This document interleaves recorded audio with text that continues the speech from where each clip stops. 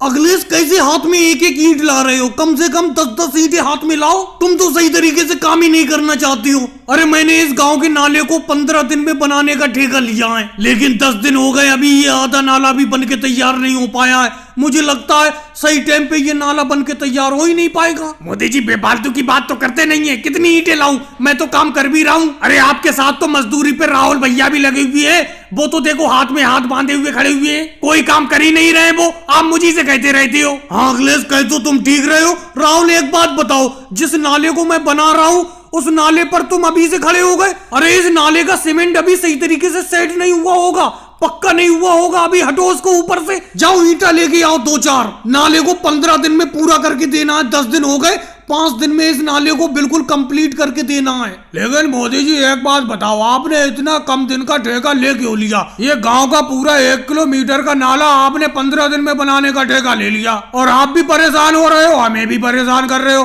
बेफालतू में। लालू जी आप काहे के लिए परेशान हो रहे हो? आप काम कर रहे हो तो आपको मैं पैसे नहीं दे रहा हूँ। मोदी जी आप हमारे ठेकेदार जरूर हो, लेकिन इसका यह मतलब नहीं हम दिन रात काम करके इस नाले को बनाएं। हमारा दिन दिन में काम करने का काम है इस नाले में।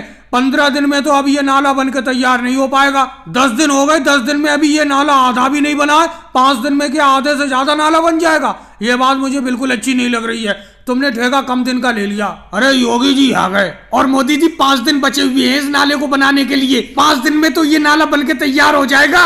योगी जी कोशिश में तो लगे हुए हैं।